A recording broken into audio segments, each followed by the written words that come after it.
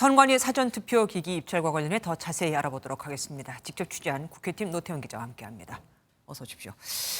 국정원이 해킹 가능성을 경고했고 선관위는 극단적인 결론이다 이렇게 맞서고 있는데 하긴 뭐 선관위 입장에서는 그렇게 말할 수밖에 없습니다. 안 그러면 지금까지의 선거 투표가 다 부정될 수도 있으니까요.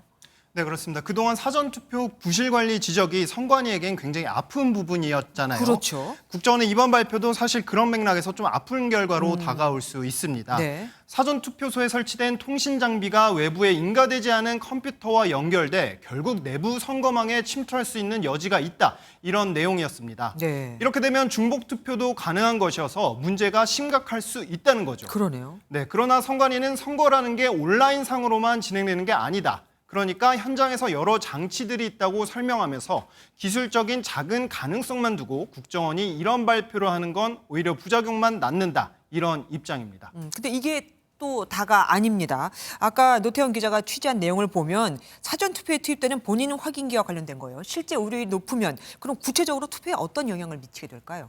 네, 오류가 발생하면 투표관리 요원이 현장에서 직접 육안으로 신분증을 식별하고 수기로 입력을 해야 합니다. 네. 위변조 방지까지 해야 하니까 시간도 오래 걸리고 정확성도 좀 떨어질 수밖에 없는 그런 측면이 있습니다. 네. 실제 수기로 이뤄진 수치를 확인해 보니까 매 선거마다 늘고 있었습니다. 2017년 19대 대선 당시 8만 건이던 수기 확인 건수가 21년 총선에선 10만 건을 넘어섰고 지난해 대선에선 13만 건을 넘어서기도 했습니다.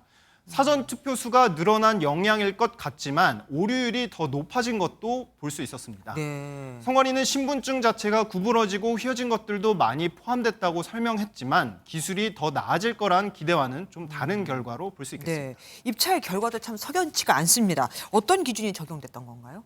네, 선관위 기준도 확보해서 확인해 봤습니다. 네네. 실제 성능을 객관적으로 평가하는 배점은 100점 만점에 30점, 즉 30% 반영됐고요. 네. 나머지 70점은 대체로 주관적인 항목이었습니다. 네. 그렇다 보니 A업체와 가장 성능이 뛰어났던 업체의 오류율은 5배 격차 났지만 점수로는 2점 차이에 그쳤고 나머지 주관적 평가 요소를 합치니 종합 점수는 0.2점 차 뒤집혔습니다. 아니 말이 안 되는 게 오류가 낮아야 되는 게 기본이잖아요. 그런데 이렇게 여기에 점수가 낮게 배정된 이유가 있습니까?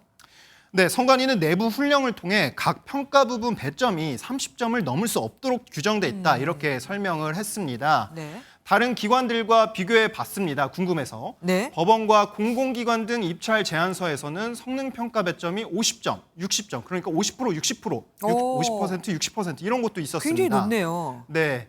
A 업체의 경우 이번 입찰을 포함해 10년여간 3차례 입찰에서 모두 선정됐는데요. 블라인드 테스트가 이루어지지 않은 점, 그런 점도 좀 석연치 않은 점으로 볼 수 있겠습니다. 예, 이 또한 다시 한번 따져봐야 할 게 많네요. 지금까지 국회팀 노태원 기자와 함께했습니다. 고맙습니다. 안녕하세요, 김주하입니다.